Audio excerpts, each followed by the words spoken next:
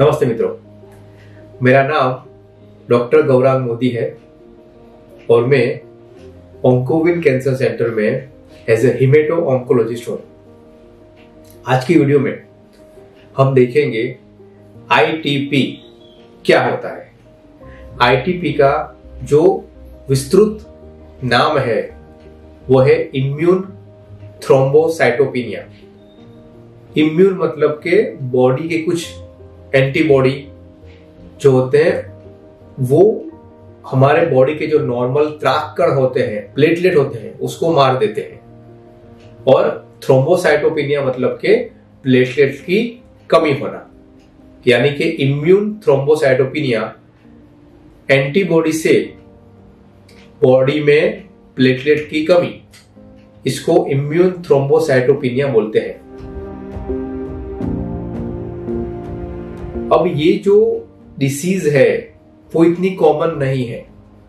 Normally 2 से 4 लोग पर 1 लाख केसेस, यानी कि 1 लाख आदमी में से 2 से 4 मरीज ही आपको आईटीपी के मिलेंगे। और ये जो आईटीपी है वो बच्चों में भी हो सकता है और एडल्ट में भी हो सकता है। अगर बच्चों में हुआ तो यूजुअली 80% चांसेस है कि विद इन 1 ईयर वो स्पॉन्टेनियस रेमिशन यानी कि अपने आप मिट सकता है। लेकिन अगर एडल्ट में हुआ यानी कि more than 12 year, 15 year, 18 year की एज में हुआ तो मोस्ट ऑफ द पेशेंट यानी कि 80% ऑफ पेशेंट में ये क्रॉनिक फेज में यानी कि लंबे समय तक रहने वाले रोगों में आ जाता है।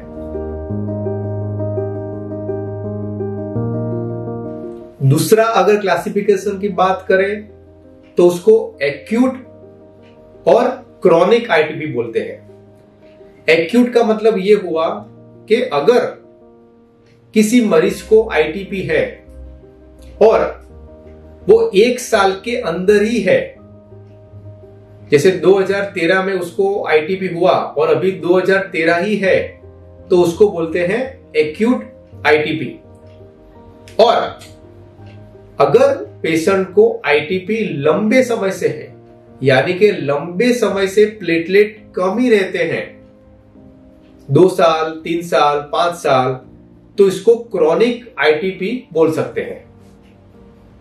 अभी तक जो हमने देखा उसके हिसाब से आईटीपी बच्चों में हो सकता है या तो एडल्ट में हो सकता है, वो एक्यूट हो सकता है या तो क्रॉनिक हो सकता है।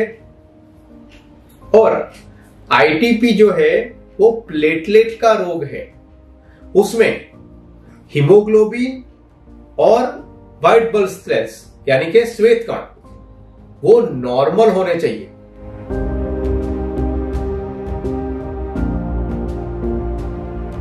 आईटीपी के कारण क्या क्या हो सकते हैं? आईटीपी के कारण का जो एग्जैक्ट मैकेनिज्म है, एग्जैक्ट इटियोलॉजी है, वो अभी तक मालूम नहीं चला है। लेकिन कुछ सेकेंडरी कॉजेस भी होते हैं, जैसे कि किसी को हेपेटाइटिस बी और हेपेटाइटिस सी वायरस का चेप लग गया तो उससे भी प्लेटलेट कम होता है। किसी को लीवर डिसीज हुआ तो उससे भी प्लेटलेट कम होते हैं। किसी को ऑटो इम्यून डिसीज हुआ जैसे कि गठियावाह हुआ, सांधों में दर्द हुआ और डॉक्टर ने बोला कि ये आपको ऑटो इम्यून डिसीज है, आपको सिस्टमिक ल्यूपस एरिथ्रोमेटोसिस है यानी कि एसएलई है, वो सब डिसीज में भी आपके प्लेटलेट कम होते हैं। तो उस पेशेंट को सेकेंडरी आईटीपी यानी कि कुछ रोग हुआ और उसके कारण ये प्लेटलेट कम हुआ, ऐसा आप बोल सकते हो। सेकेंडरी आईटीपी की ट्रीटमेंट में जो प्राइमरी आईटीपी है वो ट्रीटमेंट नहीं होती है। दूसरे भी जो कॉज है, जैसे कि कुछ मरीज को जन्म से प्लेटलेट कम है जिसको बोलते हैं हेरिडिटरी थ्रोम्बोसाइटोपिनिया, वो भी आईटीपी में इंक्लूड नहीं है। कुछ बोन मैरो के अंदर डिसीज होते हैं जैसे कि माइलोडिस्प्लास्टिक सिंड्रोम, हड्डी के मावा खराब हो जाना, ये प्लास्टिक एनीमिया कि जिसमें बोन मैरो में से ही प्लेटलेट कम बनते हैं, बोन मैरो में कुछ डिसीज हो, कुछ कैंसर हो, ऐसे सब जो कारण हैं वो आईटीपी में इंक्लूड नहीं होते हैं।